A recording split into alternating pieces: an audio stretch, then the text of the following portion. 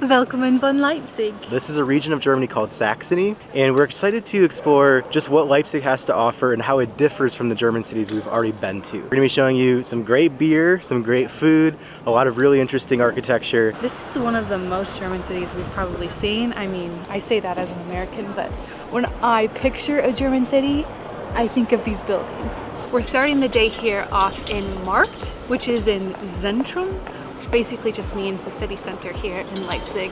Now this space is used for many different things. On the weekends they have farmers markets here, and during the holidays, of course, the big German Christmas markets are held right in this square. Now, apart from the German word Rathaus being one of our absolute favorite words to say, we're also so impressed when we see these city halls here in Germany because every city has one and they're all so unique. What's really unique in Leipzig is they actually have two of them. So they have the new City Hall, which is brand spanking new. That's where all of the actual mayoral type things happen. But here, this is the old City Hall, and they've kind of preserved it to be a historic place that people can visit. The cornerstone of this building was laid in 1556. That's all I have to say about it. We were only spending one day here, so we're certainly not going to be able to see everything. We're going to try to fit as much as we can. First up today is the historic St. Thomas Church, which is just off of the market square. Originally built in the 11th century, you can really see the Germanic kind of Lutheran influence that's on it right now. This has been here for a very long time. It's also home to one of the most famous choirs in the entire world, really. The St. Thomas Boys Choir, which was believed to have been founded in 1212. It's really hard for me to even wrap my mind around what that means, but in more recent history, Johann Sebastian Bach, who's one of the most famous composers of all time, was actually born in a town west of here, but lived a lot of his life in Leipzig. He was the choir director here from 1723 all the way up to his death in 1750. So musically, this choir is pretty historically significant. And Leipzig is a city of music. They have a lot of music festivals here, especially in the summer, and there actually is a Bach festival, which unfortunately we're going to miss because it's usually in the middle of summer, but that's pretty cool. I would love to come back and see the Bach Festival and see what that's all about. Lots of history here at St. Thomas and such a beautiful building.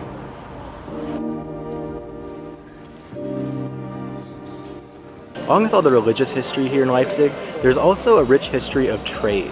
So this area right behind me is called the Naschmarkt, and I'm going to walk right into a market hall that's called the Madler Passage.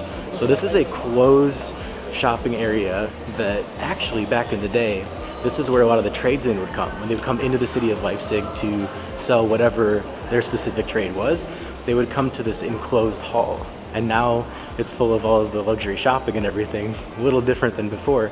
But it's really cool to see.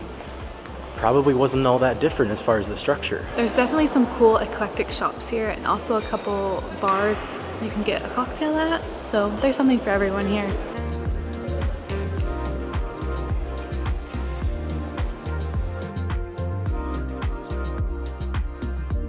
We're now standing just outside of St. Nicholas Church. This doesn't have quite as long of a history as St. Thomas Church, but definitely as significant, especially when it comes to the Germany as we know today.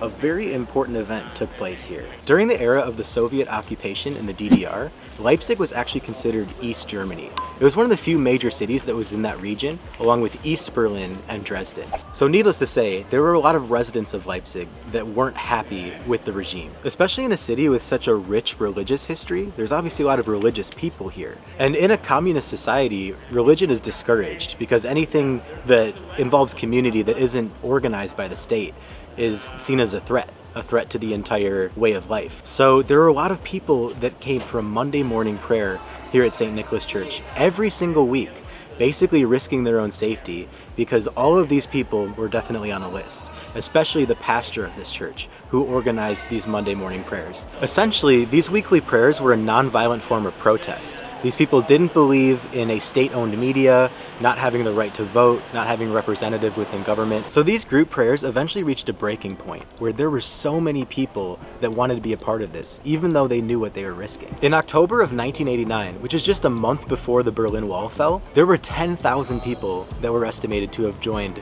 the morning prayer. Although this one was a little more improvised because instead of having it in and around the church, they decided to take it to the streets. And there were so many people that joined along.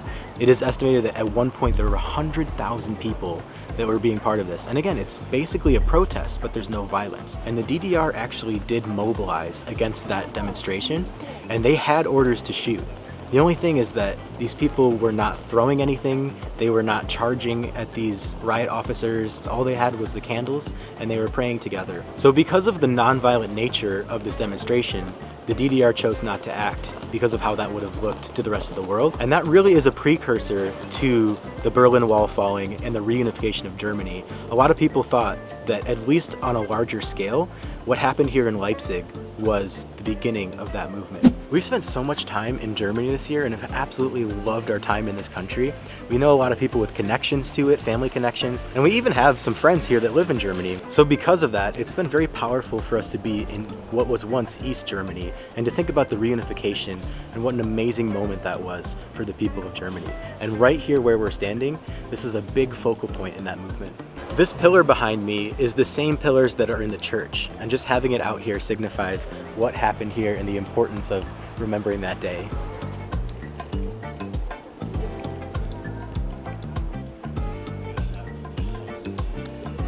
The beer to drink in Leipzig is called Gosa, and it's brewed with coriander and salt. So that's very interesting. Let's see how it tastes.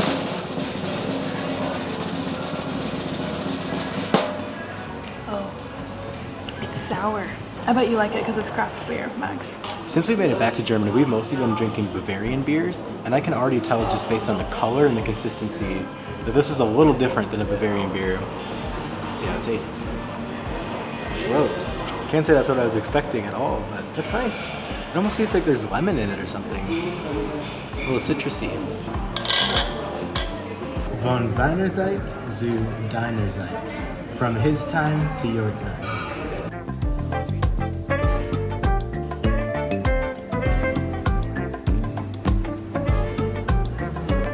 German cuisine is by far one of my favorites in the world. I feel like every time I eat it, I should be in some ornate hall in a castle. It's food fit for a king. But on top of that, it's very heavy. And every time I eat it, I feel like I want to take a nap. I know, so that is something we can't do because we only have one day here in Leipzig. So we are heading to the park to walk some of this sauerbraten off and to see a very important monument. The next landmark we're gonna see here in Leipzig is the Battle of the Nations Monument. And we knew when we were coming here this is a pretty significant monument. This represents the defeat of Napoleon from basically a coalition of forces, Russia, Sweden, Prussia, Austria, all combined to beat Napoleon here at this hallowed ground.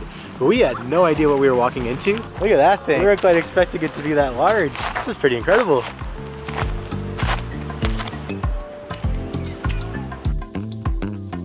It is very cool to think about the historical significance of this battle, the fall of Napoleon. The event that this commemorates obviously happened centuries ago, and to think about all that has happened to Leipzig in the past century itself, with both wars and the Soviet occupation of East Germany, for this to still be here and commemorate this, it's really, really cool, and it just feels like we're at a place that is basically unbreakable.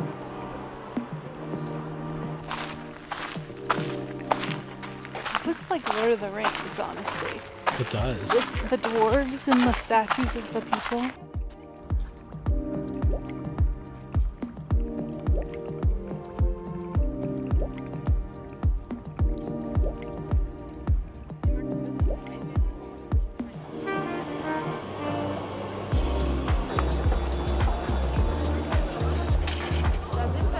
The trains here in Germany are absolutely insane, just how fast and efficient they are. We're already back to the market square, all the way from the monument.